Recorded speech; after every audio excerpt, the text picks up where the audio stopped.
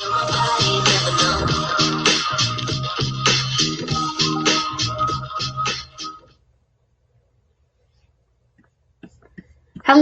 and welcome to the Innovation and Entrepreneurship Fall Kickoff. Thank you so much for joining us tonight. My name is Chris Gustafson, Director of Innovation and Entrepreneurship at CU.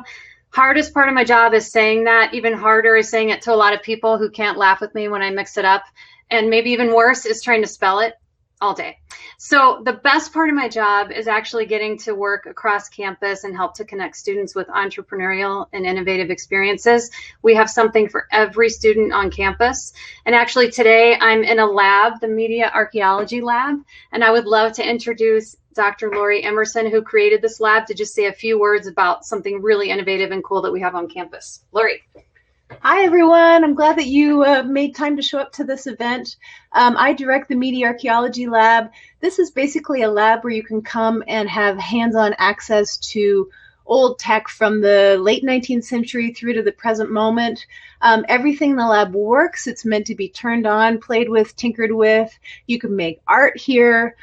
You can also just come and hang out. We have a great collection of video game consoles from the 1970s and the 1980s, so usually that's pretty appealing to youngsters. Thanks for being here. Thank you, Lori. All right, so tonight's going to be our fastest program yet. We're going to do this in 60 minutes. I think we have more registrations tonight than we've ever had, so thank you so much for coming. You're going to hear a lot of stories tonight, and hopefully, no matter where you are on campus, a story will resonate with you. We have the South Park crew tonight. Super, super excited to hear from Crispy and Eric. We actually have some funny stories. We already know about them, but I will say there are some interesting antics that happen at Williams Village when they lived there. And I even heard mention of them being RAs. So I would just say for everyone who's attending right now and living in residence halls, be really nice to your RAs because someday they may be on a stage like this. Before we run into the program here, just a quick thank you. A lot of folks who made tonight possible. A huge thank you to our partners and sponsors. We so appreciate your support over these past few years. It's been a really wacky couple of years, and you've stood by us, whether it's virtual or live. Thank you so much. Also like to give a shout out to the Revent team. We have Chris and Nick with us here helping us out. A really cool story is Chris Deerdorf actually went to CU, competed in the New Venture Challenge, and then went on to start this company called Revent. It's a lot like Zoom. Thank you for kind of getting used to this new interface here. We know it's kind of different for us from Zoom, but this platform can do a lot of cool things, and we thought it would be fun to showcase their innovation. And finally, I'd love to say thank you to everyone on our cross-campus team and in our community. We work together closely all the time. It's one of the strongest teams I've ever worked with. So much determination and grit just to get the ball moving forward and help us land that experience of innovation for all of our students. So right now, I'm going to pass it over to Priscilla Hopper, who is going to be our MC through the night. She'll be your common thread. We got a lot of chapters tonight. Priscilla Hopper comes from our Leeds School of Business. She's on the Innovation Action Team, and she also has her own venture, which I'm sure she'll talk about. So Priscilla, take it away, and thanks, everybody. Thank you so much, Chris. It is an honor to be here tonight. Quickly, I'm not in the Leeds School of Business, which is what I'm about to essentially say. I'm an information science major. Doesn't really matter. But thank you so much. And hello, Buffs. Welcome to this year's Innovation and Entrepreneurship Campus Kickoff. I'm Priscilla, and tonight I will be the host to guide you through this evening. To echo what Chris just mentioned, I am the CEO of a budding venture that I formed last year, just with a random idea I had while participating in a program called Startup Summer. I'm not a business major or minor, and I made it clear to those around me that I had no idea what I was doing, but that I was willing to learn. And so I just want to say that whether you are already dabbling in building a product or a company, thinking about becoming an entrepreneur, considering working for a startup and wondering just how to do that, you are in the right place to start. College is the time to take risks, even those that might fail. And tonight you came to listen and learn, and that is an incredible step, even if it's your first of many. So to go over the next 60 minutes. This is my little whiteboard. I spent way too much time making this morning. So first we'll discuss what entrepreneurship actually means and how it can change your life. Then we'll head over to the innovation tales from the South Park crew. We'll go over how and where you can actually find help and inspiration on our campus. And lastly, we'll be celebrating some amazing campus innovators. During the show, please use the chat interface to the right of your screen and the public channel to ask any questions to presenters, or always feel free to email us at innovate@colorado.edu. We are here for you if you need any help and support. So let's kick off this evening with what innovation and entrepreneurship, oh Lord, means to students on campus. Brad, take it away. Priscilla, can I get a mic check? 1, 2, 1, 2. How are we doing? You're great. All right, awesome. I'm going to take 5 minutes to talk a little bit about why CU's entrepreneurship and innovation offerings might matter for you. My name is Brad Bernthal. I'm a professor over in the law school. And there are a lot of myths out there about what entrepreneurship and innovation is.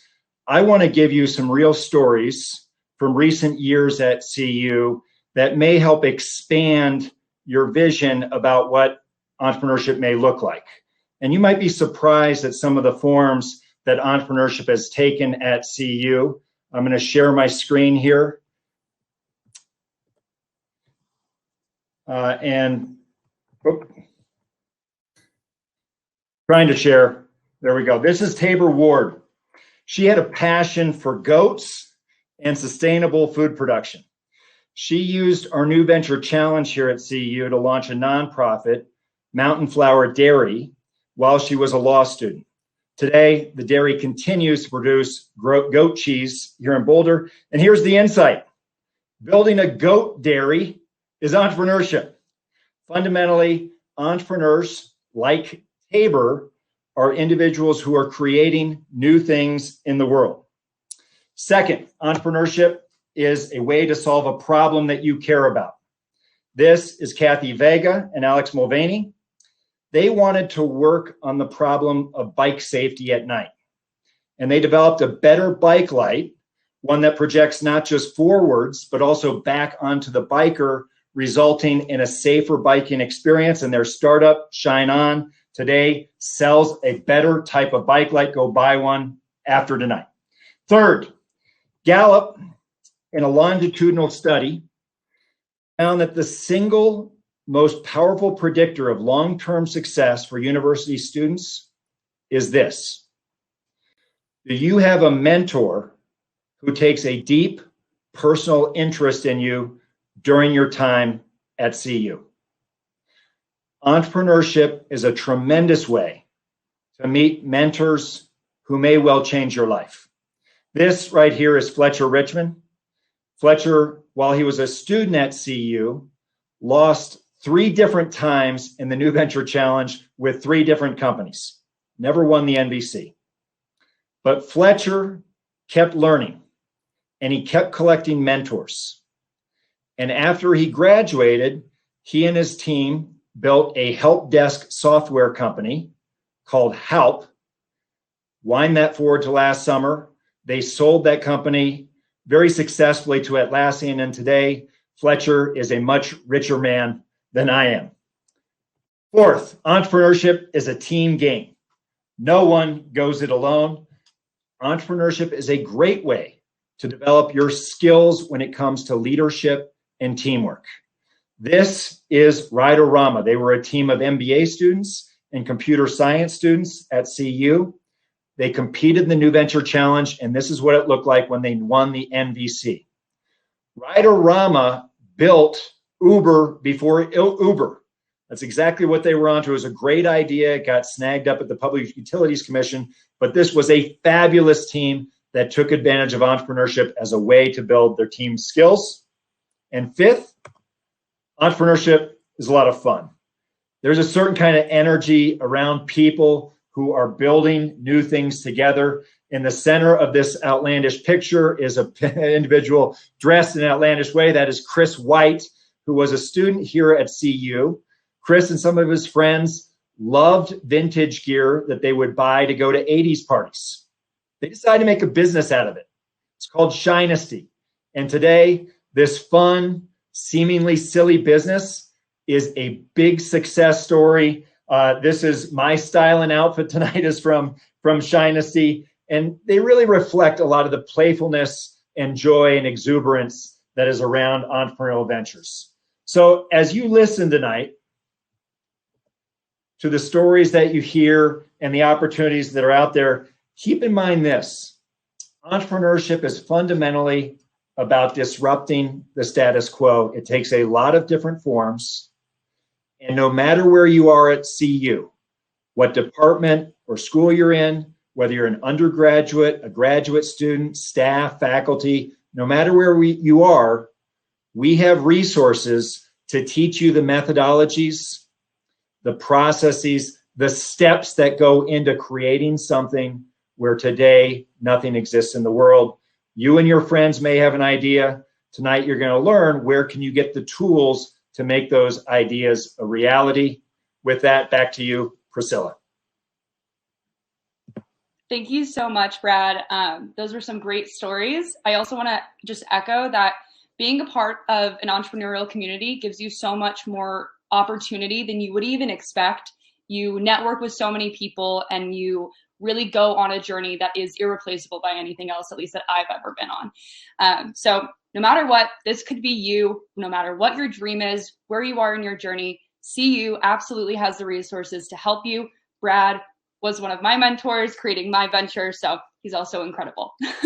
Speaking of incredible journeys, our next part of the program is to hear from CU's very own alumni from the Arts and Sciences School, Eric Stough, who is South Park's lead animator, and his partner in crime, Chris "Crispy" Brion, who is the show's creative director.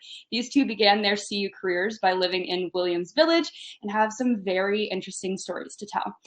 Now, before I pass it along to the South Park crew today, I wanted to deliver a sort of personal message to Crispy and Eric, and I guess the audience today, because you're all here for this.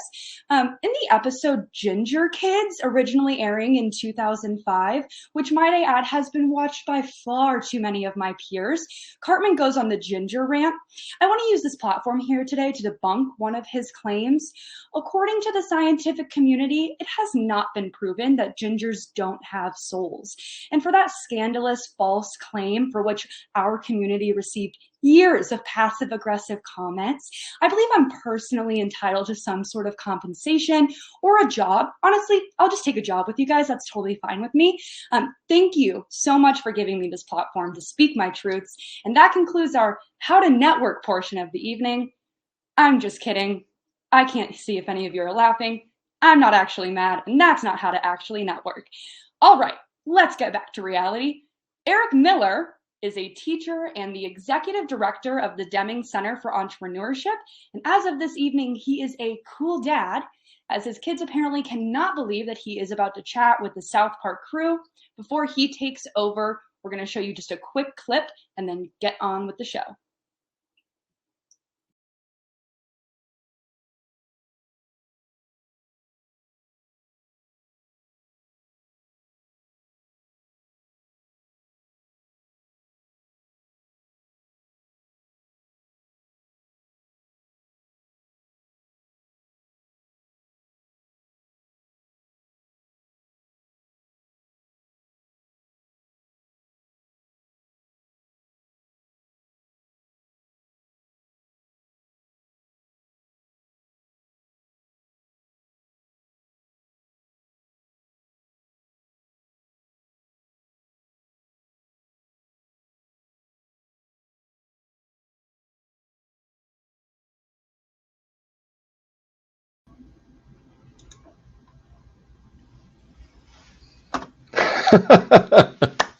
I know I'm not the only one out there that is laughing their butts off at that. Crispy and Eric, my gosh, that was brilliant. Thanks so much for being here. Super excited to learn your insights from two fellow CU buffs and the journey that you guys have had over the last 25 years. So welcome to our kickoff this evening. And, you know, there's been a lot of talk about CU stories that you guys have. Why don't we start off with that?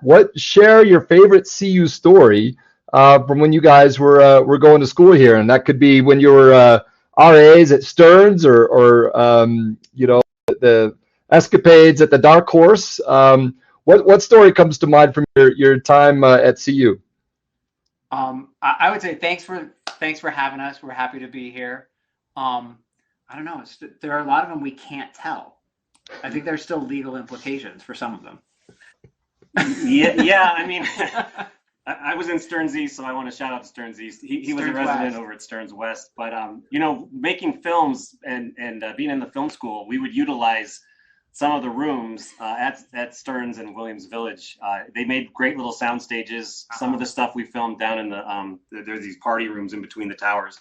They actually use them now. Okay, so we use them for sound stages. And as a maybe I shouldn't even talk because like he just brought up, I did an animated claymation film in one of the rooms that was empty because I was a resident advisor, so I had the keys to the room, and I was trying to shoot this scene where this dragon blew fire, and it turns out the whole set started going up in flames. And he was actually I was in the office. He was in the office, so he heard the fire alarm go off, and none of the students were around. It was like I think it was one of the holidays. It was one of the holidays, yeah. But anyway, yeah, that's a pretty interesting story. I mean, the fire department wasn't called or anything like that.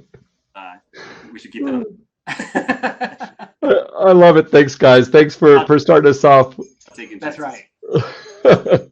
Well, appreciate the fun story from a fellow buff as we get started, and as we just have 20 minutes with you guys, let's jump right in and let's start. Let's talk about ideation. Many students tuning in tonight are going through the ideation process. Some think they need to be the idea person, others don't. So 24 years ago, you guys launched into one of the most successful TV shows ever. Share with us the overall first steps that you took when you were creating this idea, and what are some tips that you would have for our students about how they go about this ideation process. And Eric, why don't you start us off on this one? Yeah, I would say things are completely different. The landscape has changed, for 20 years ago. I mean, anybody can pick up a cell phone now and shoot a video or shoot a film, and you have to be a good storyteller. Back then, it was a lot of trial and error, and I was doing my animations, I was doing claymations, and Trey was doing animations with construction paper. And so hopefully most of the people listening tonight have probably seen the Jesus versus Santa short, which if not, you can see it on YouTube. It's called Spirit of Christmas. And that was a film that he had made at the film school there in Boulder. In an animation class. In an animation class as well. And he had approached me because he knew I was interested in animation. And I was actually in the art school there trying to learn to draw the Disney way. And, he said to me, Eric, you should just come over to the film school and just make films. And he asked me if I would work on that. And he told me the kind of the synopsis of it. And he said, yeah, the kids put a hat on Frosty and he goes around and starts killing kids. And me, I was just like, I want to be a Disney animator. I'm not into really killing kids. But anyway, so he made the film. He made it with Matt. And, of course, a lot of Trey's films, because he's such a great storyteller, he was able to, it was very, very successful. So, and it was really rough. Like, that's the best part about it is that Trey, I don't think he'd be upset, but like Trey's not a great drawer. Yeah, no, he's not an artist, but it's a way that he could tell his stories and a great medium to be able to do that. Yeah, I mean, you may have not a strong talent in drawing. Like I didn't have a good strength in storytelling. But that's the nice thing about the film school there at CU was everybody worked on each other's films, and you really had a good, strong network. And I don't know if it's like that in the business school. I don't know if other people are pushing and helping in other ways to get businesses started. But I think that's one of the advice we can give is, have connections, friendships, and try to network as much as you can. And lean on those people, because they're going to come up with a lot of really good ideas that because everybody worked on each other's films. Like, that was the thing is if you were in the film school, you worked on, if you were the director, you had everybody else in the film school. Somebody did sound and somebody did editing and somebody did other pieces of it. And you all got to, to learn those strengths together. Yeah, like for my Can film, it was called Excalibur, and Trey did the sound design on it. And he turned, as he was doing the sound design, he turned to me and he goes, "This film kicks ass. This is a really cool film." And, then he knew I was interested in animation. But I had known him since junior high for a long time. So, but that's where I met Matt. He was in one of my films, and Crispy and I worked on films together. Yeah. And I'll kind of wrap it up. It was behind us. I don't know where it went to. Oh, there. It's right here. This is the original construction paper. And Matt and Trey, they in the early days, they were really bad at keeping things organized. And so one of the strengths was organizing all these sets and these cells for the camera stand. Yeah. So you need to fulfill a need and fulfill a role, as you're working all together, I think is very important.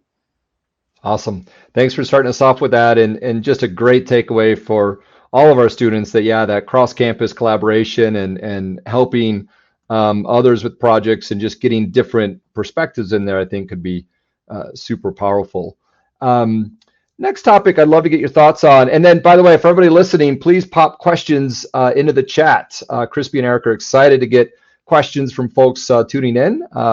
So we'll tee those up here in a little bit as well. So next, involve gingers, because yeah, we have already heard about it. We heard about it. Kieran is trying to get on the show as well. So sorry, Priscilla.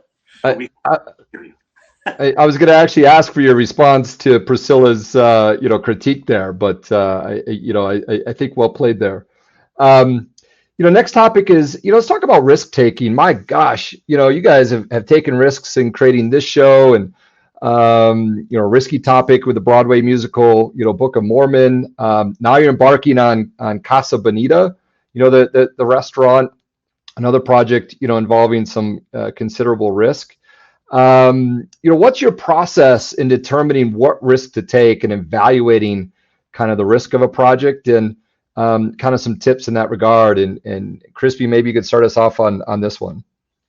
I think in all the projects the ones that we've worked on with Matt and Trey, yeah, the biggest piece of it is that when they get an idea, and they've had hundreds of ideas. They get ideas. There have been things that we've worked on that haven't come to fruition. But once you get that really that crystalline idea, and you just can't stop thinking about it, that's the one that you tackle. And a lot of times, I was thinking about it today.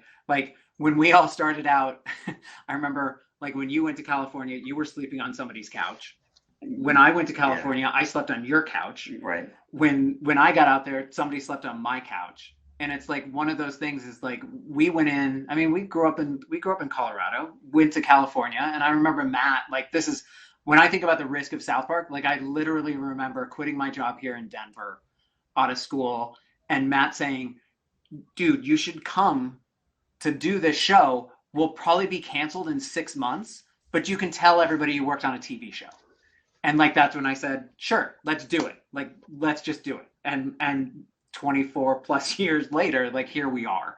And I think that's it, is when you feel it in your gut and you just say, I'm going to do it, you just have to commit to it and jump in with both feet.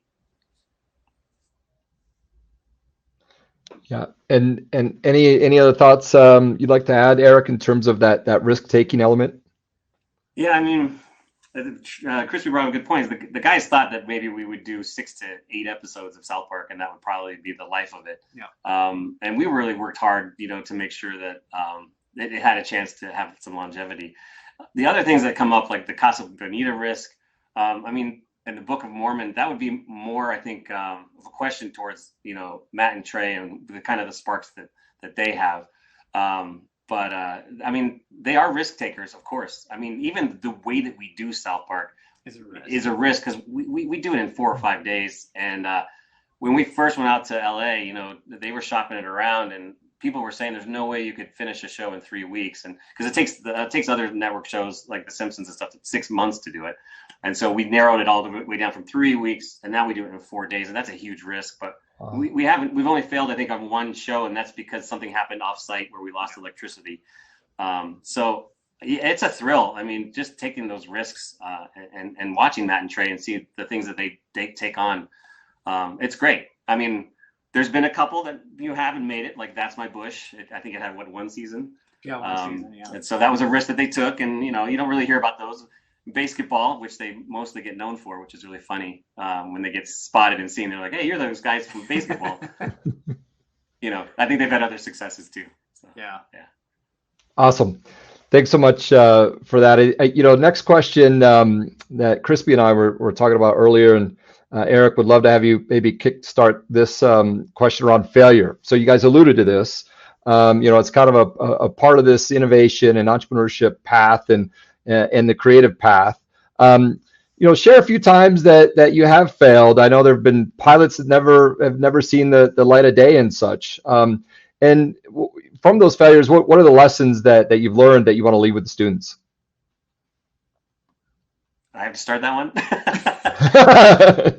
Yeah, trying to think of failures. I mean, there's been episodes, that we started on and we worked maybe 2, maybe even 3 days on, and it got scrapped. The Christmas Critters episode was about to become a failure. They just sat in there. They could not come up with any kind of way to, I think it was the way we ended that season. Yeah. And then we started getting artwork, I think, on Sunday, and it was Sunday, Monday, Tuesday, we had to finish that show, and that's become one of our cult classics, ultimate classics. So, I mean, even as we were going into the start of that work week, I mean, it just felt like we were going to start failing, and we didn't see that this show was going to do it, and it became a huge show. So, I mean, on a personal level, me as an artist, I think I'm kind of like my hardest critic, and there's so many times where I get a spark in an idea, and then I'm like, oh, somebody else already did that, and then so I kind of just censor myself, and I don't know, I consider that failure, but I keep it in the back of my mind. And utilize those failures. You learn from them, and you take a different direction. Mm-hmm. You still keep that goal in sight, and you go a different path. Yeah, I think it's really important too. I mean, Eric works on production, so he deals with the artists on the show, but I deal with artists like around the globe that work on South Park for licensing and video games and things like that. And I think sometimes people take a negative comment as a failure when it's not. I know one of the things that I deal with a lot is talking with artists, and artists, I'll just say it, a lot of artists have fragile egos, because when they do something, they put their whole heart into it, which is what they're supposed to do. And I think working on the show, like working with Trey, I animated for a lot of years, you animated for a lot of years. Sometimes Trey can be like, nope, that's not what I want at all, and he'll tell you to redo it. But the biggest thing is when you work on a project and you're working with someone who has that vision, is that they're not telling you that what you did was wrong. Instead, what they're doing is say, hey, this is my vision, and to fit into my vision, this is the way that you need to take it. So for a lot of artists out there who put their heart and soul into something, don't take that as a personal affront. It's sometimes when you're working on someone else's vision, you have to let them own that vision and move forward with it. And don't take it personally. I mean, I've known some artists who, when I've given them critiques on it, they've said, this is too much. I can't deal with this. And I sit down and have the talk with them and say, listen, it's not about you. This is what we were asking for. Can you help us get to that and really build them up? And I think that's a part of failure, is sometimes somebody tells you what you did isn't right, but it's not yours to own. It's someone else's. And sometimes pushing that vision along gets you a better sense of like where you are in the world. And someday you'll be that person at the top. But in a lot of instances, you're not going to start there. You've got to, both of us, we worked up the ladder at South Park. I mean, we've been there for 24 years, but it was a long time coming to really get to where we are right now. Yeah, in the animation world, I always think his name's Ward Kimball. He's one of the old 9 men from Walt Disney. And for Snow White, he spent a whole year. He's one of the top animators. He spent a whole year animating the scene where the 7 dwarves were eating soup. Yeah. And after a year of animating it, he went into Disney's office and he said, I'm sorry, we have to cut that scene for time. And that happens a lot at South Park. I mean, an animator's not animated for a year. They animate it for feels like maybe 1 or 2 days, but then sometimes it just gets cut for time. And, yeah. I mean, at least it wasn't a whole year's worth of work. Yeah, but that's the kind of stuff that you just can't take personally. You've got to say, you can't take it personally. Okay, I understand. And you move on and do your best with the next thing. Yeah. Awesome. Thanks, guys. Some great tips for all of our students, and especially perhaps our freshman students. So I want to throw it over to audience questions now. And there's a question from a freshman student saying, is it ever too early to start? To start what? To start and no. No, another animation thing is Chuck Jones said, you have 10,000 bad drawings in you before you draw a good one. So get started drawing those drawings right now. Yeah. So I'm sure that can go into a lot of different facets of different industries. Yeah. Oh, it does. Like Ansel Adams. Like, I think this is a big thing too. Like Ansel Adams used to say, like he would go out and shoot 100 photos for one good one. Yeah. And I think that's, something really important when you're thinking about it, is that when you start, it just means you're earlier on in your process, and you can have more failures, because you have to have failures before you get to success. Yeah, in the digital age, I mean, I have a digital camera, and yeah, for every picture I post on Facebook, I've probably taken 30 and picked the one that, that I want to say, hey, I just took this photo. It was so simple. I just took it. Awesome. Well, next question up is around creativity. Trey and Noah have kind of similar questions here. So it's about the creative process. How do you stay creative while also trying not to sleep on a couch for the rest of your life? So describe that creative process for us, and how do you keep the ideas fresh? Deadlines. I think that's one thing for us. Like on the show, deadlines force creativity, to be honest. Yeah, I mean, I know, going back to your other question, like Trey, he always said, you got to start writing. If you want to be a good writer, start writing right now and write a bunch. Yeah. So going back to the other question, it's kind of like the same thing with drawing. Those drawings, Chuck Jones said you have 10,000 bad drawings in it. So, but yeah, I mean, I find creative inspiration. I mean, it's sort of different things for experiences. What I do it, like I'll just go to walk around when we're in a crunch. I'll just go to like the mall and walk around the mall and try to feel human. Again, but Tim Burton, he used to go to Knott's Berry Farm, and he used to go out to Disneyland and sit there and draw sketches of people. And sometimes you can see in his sketchbook he has KB, because he was at Knott's Berry Farm drawing these people. So it depends on what you want to be, if you want to be an artist or whatnot. But for me, I love building props and the hands-on, even though I work in the computer industry with South Park. I mean, it started off hands-on. So I'll go out in my garage at time, and then I'll just start building things. And I don't know where do you get your creative inspiration from? Well, honestly, for me, it's deadlines. I mean, I'm a procrastinator by nature. I just am. So a lot of times when I have something that I have to do, I'll put it off. And then like I get forced into that creative process where I say, I've got to get this done. Like, what am I going to do? And then I'll go for a walk, or I'll work out, or I'll do something that really, that, again, like being human. Yeah. I don't think we can understate enough. Like in the early days of South Park, like Eric and I used to sleep at the office. Like we would literally sleep under our desks, and you would be there. And another thing, I guess, that would go in with that is being immersed in something. Like if you want to do photography, take your camera wherever you go. If you want to draw, take your sketchbook wherever you go. If you want to write, make sure you're writing. Put something on your agenda that says every day I want to do like 5 drawings, or I want to write 5 pages. Just have something that you can hold yourself accountable for. And really know the ins and outs of whether it's be photography or paint.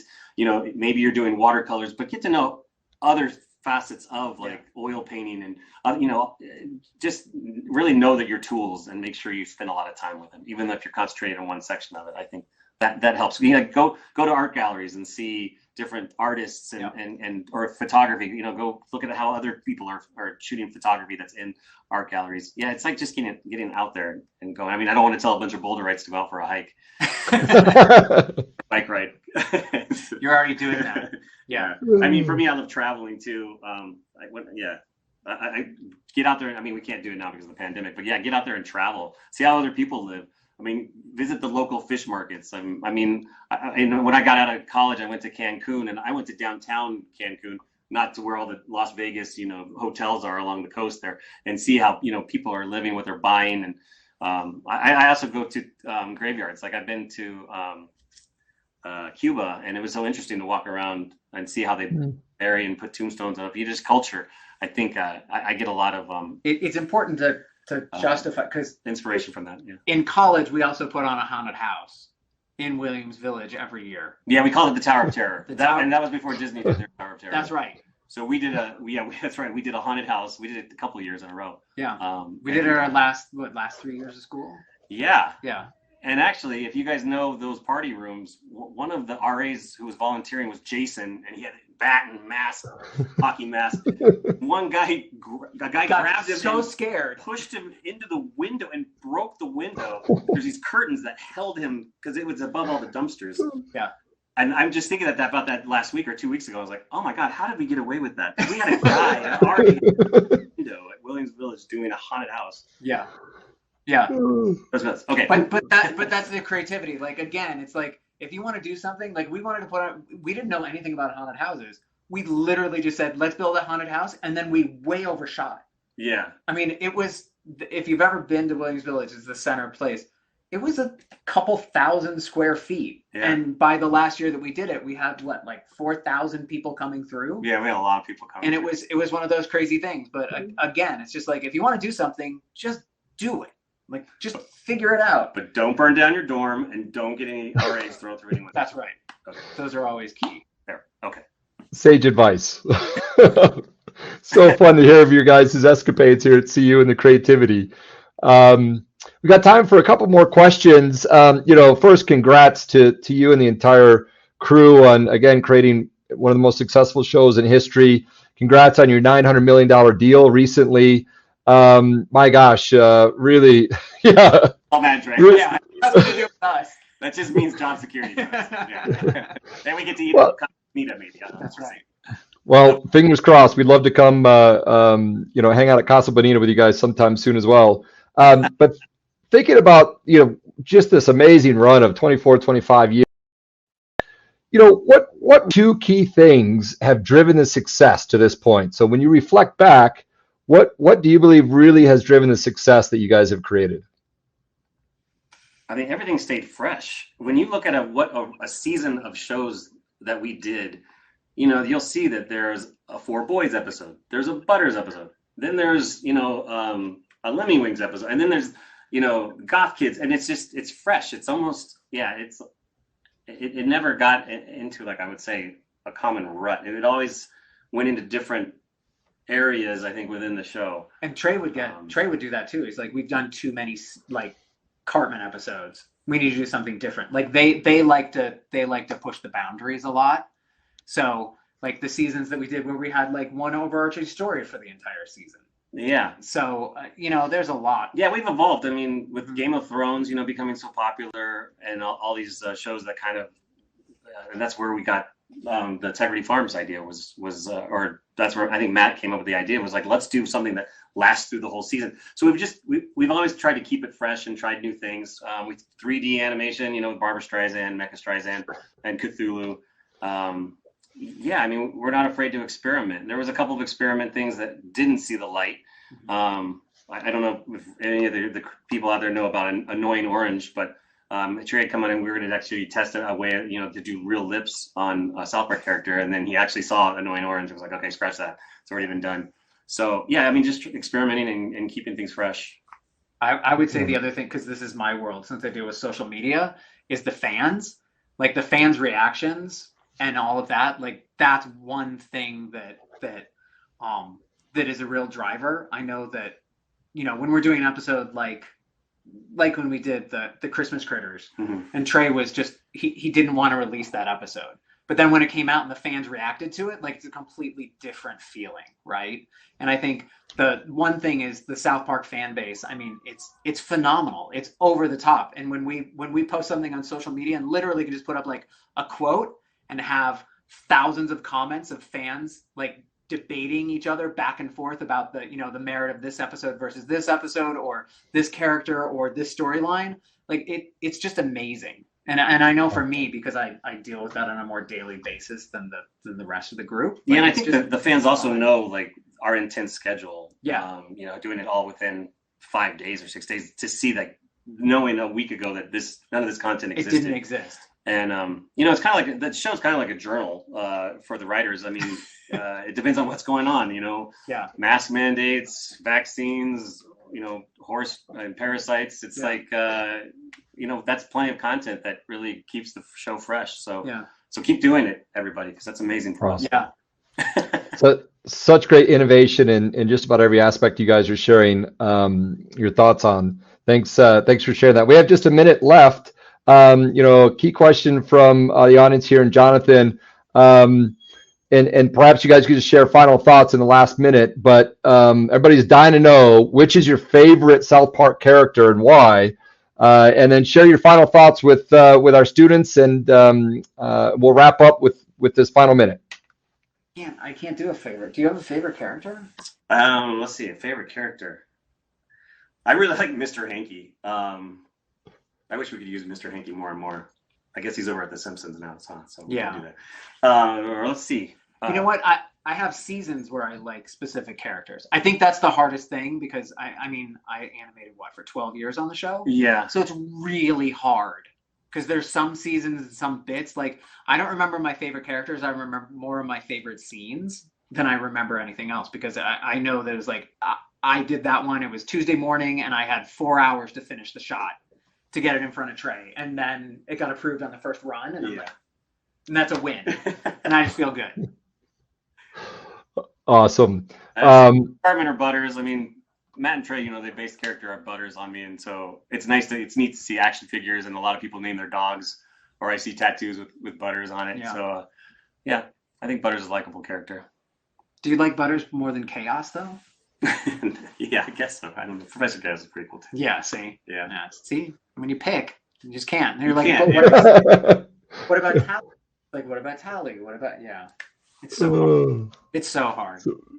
So fun. Well, my gosh, Crispy and Eric, thank you so much for sharing your insights with your fellow CU buffs. Really appreciate you taking time to be here tonight.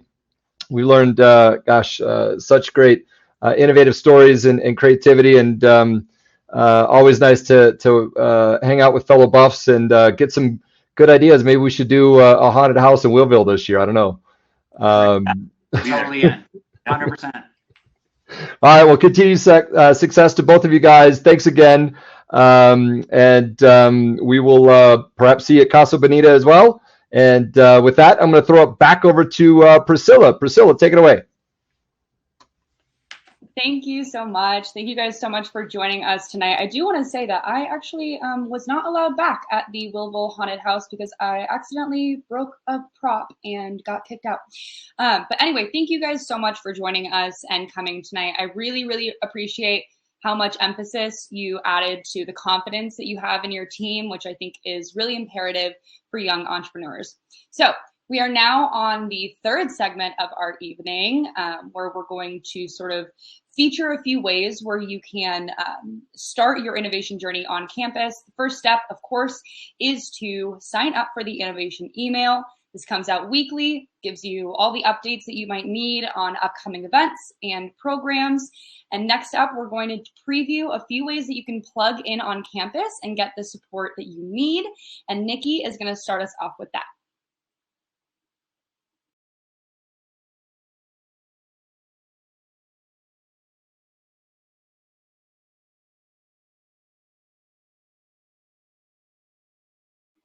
Nikki, whenever you're ready, you can unmute and turn your camera on.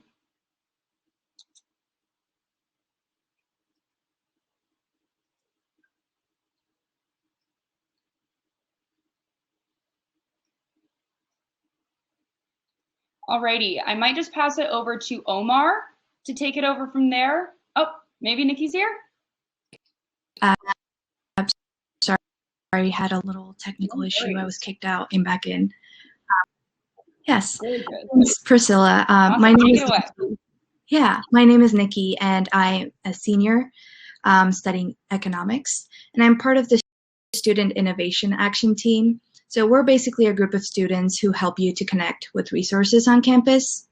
And a lot of us aren't aware of all of the academic courses our campus offers in the realm of innovation and entrepreneurship, no matter what college you're in. So you may be surprised to hear that we have over 55 courses in innovation and entrepreneurship. So here's a few examples. If you're in arts and sciences, you could pursue the certificate in social innovation. And if you're in the music college, you could get the music entrepreneurship certificate. Or like I did, you could hop over to Leeds to pursue the business minor and pick up some classes in entrepreneurship, or do the same at the College of Engineering. So whether you're interested in a degree, a certificate, or even a class or two, we have options. So you could always go to the colorado.edu Innovation and Entrepreneurship website and go to the entrepreneurial programs to explore more academic options.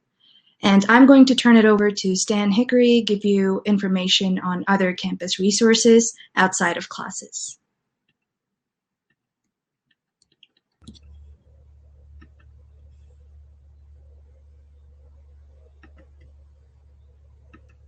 Thank you, Nikki. I am so excited to be here, everyone.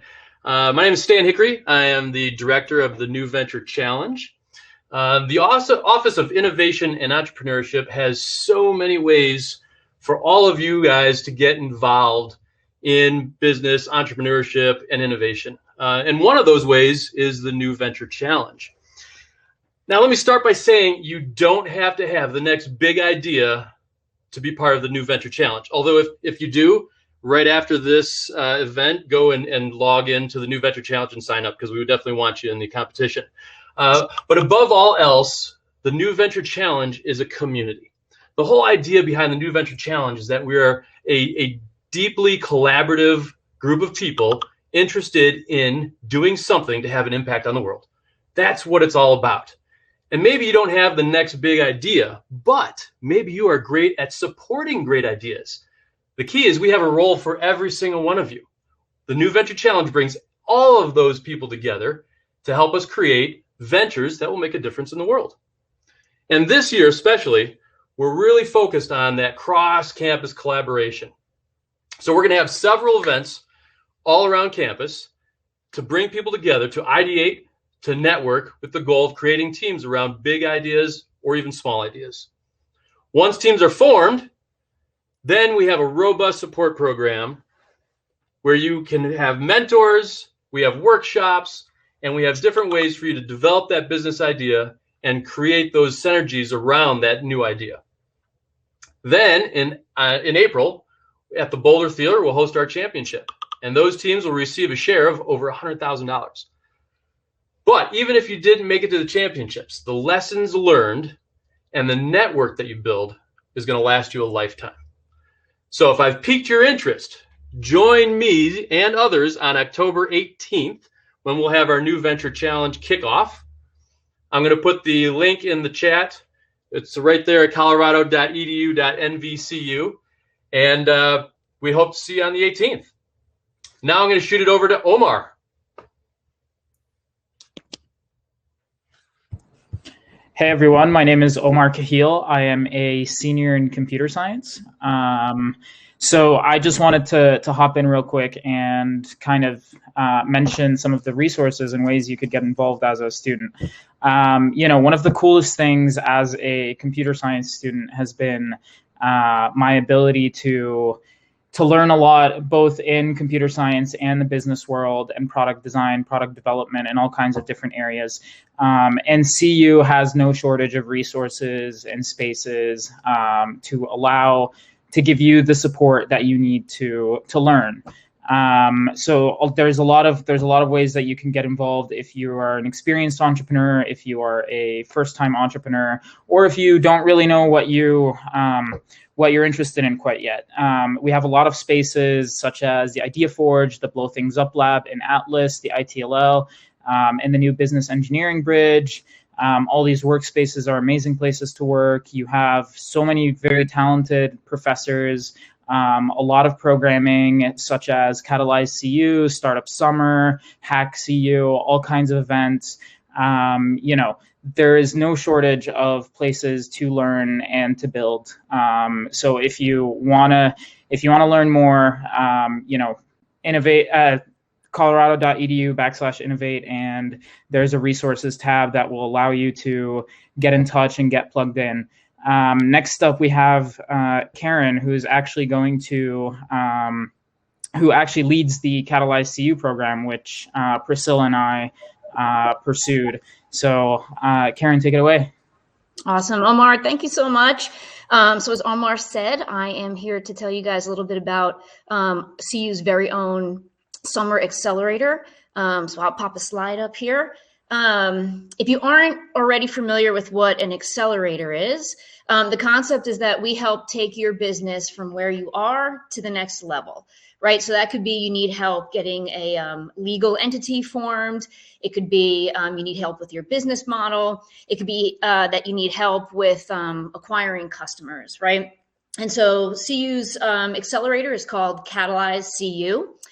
We run 12 weeks during our summer time frame, and we end with a community-attended demo day.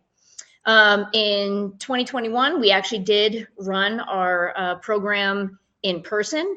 We had 6 amazing teams who are still going on now. You can learn about those teams at our website. We do updates there. And then, of course, we have an email for questions. The application process will open in the middle of our spring semester. So this is a great follow-on if you've done the New Venture Challenge.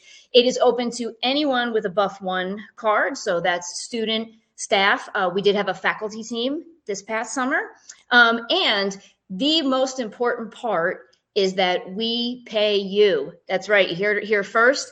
We pay each founder a stipend, plus offer a materials bonus per team, so that you can really spend the summer focusing on your venture. So if you'd like to get paid to work on your idea, please visit us next summer at Catalyze CU. And without further ado, I want to pass it back to Priscilla for our most important awards section of the program. Yes, thank you, Karen. Thank you to Nikki and Stan and Omar as well. It was great to hear about these resources. Again, you can find all of this information at colorado.edu/innovate. Also right there. Anyway, so now we're at the last portion of our program, as Karen just mentioned, and arguably the most important and meaningful, because we get to recognize our innovators of the year. Every year, we recognize the Frank Moyes staff member of the year, the Fletcher Richmond Student of the Year, and the Mentor of the Year, presented tonight by Terry Fies, Vice Chancellor of Research and Innovation at CU Boulder. Terry's vision has been instrumental in establishing CU as the innovation university, and I'll pass it over to Terry now to take us through this last portion of the program where we celebrate our amazing innovative community.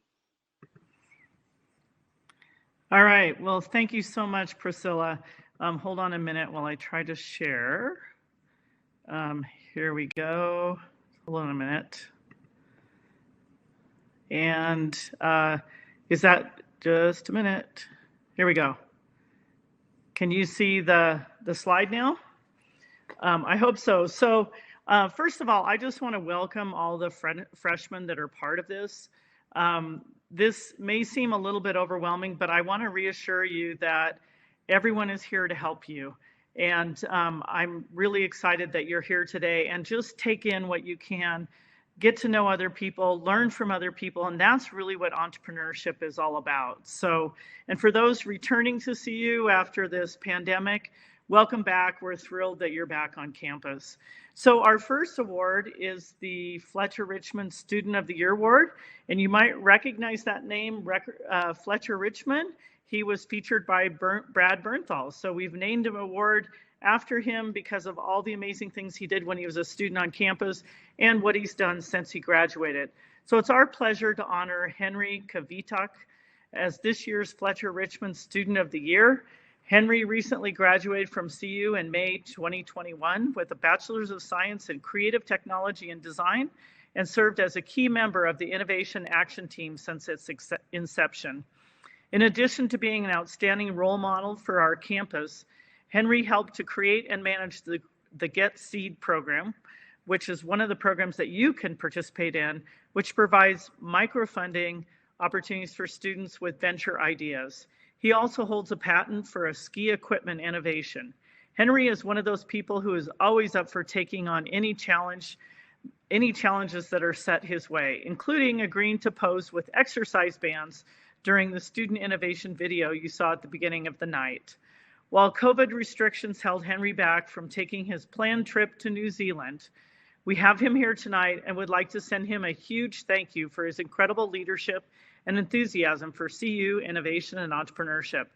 Best of luck to you, Henry, as you embark on your new adventure. We are excited to see the impact that you will make in the world. So congratulations. And I should mention that each of our award winners will receive a plaque and a special gift from Shinesty that was featured earlier, one of the fastest growing online retailers, home of the largest collection of outrageous party clothing.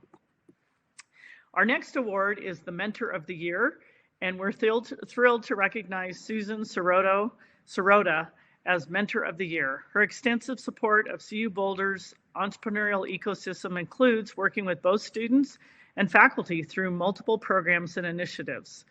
She has distinguished herself by participating in both 1-hour lunch and learns and pitch practices, while also showing willingness to do the heavy lifting of weeks-long or even months-long programs like Research to Market and Into. Susan also supports our New Venture Challenge teams as a mentor. Her collaborative, compassionate style is a perfect complement to her drive for excellence. Here are some words directly from one of Susan's mentees, Julie Hurt. If Susan is your guide, coach, and mentor, be ready to pursue what you believe in, to remember your strength, and to respect and support others, since everyone out there can use a helping hand. Susan possesses trade secret mentoring magic. I think we'd all like to get some of that. It's based on allowing one's humanness to be expressed as a most valued business asset. So congratulations, Susan. Thank you so much for the work that you've done. And finally, our last award is the Frank Moyes Award. This goes to 2 individuals this year. The first goes to Dave Cass. Dave Cass has been involved from the very early stages for CU Boulder's Innovation Entrepreneurship. And this is the first awardee of the Frank Moyes Award. He's been an adjunct professor for 20 semesters in a row. I think that's 10 years, which is really outstanding. And if you know anything about our adjunct faculty, they're truly driven by passion, and their passion and motivation is to inspire our students to create a positive change in the world. Dave is one of the original faculty for the Cross-Campus Entrepreneurship Program, co-founded with Frank, and has been a part of Leeds faculty ever since. Our students love him, and he has reliably, consistently, and with great attitude taught CU Boulder students to be entrepreneurs. While many times our adjunct faculty don't get the recognition they deserve, we're thrilled to pause and recognize and appreciate Dave for his amazing impact on CU Boulder students. Congratulations, Dave. And our final recipient, the second recipient of the Frank Moyes Award, is Dan Riffel.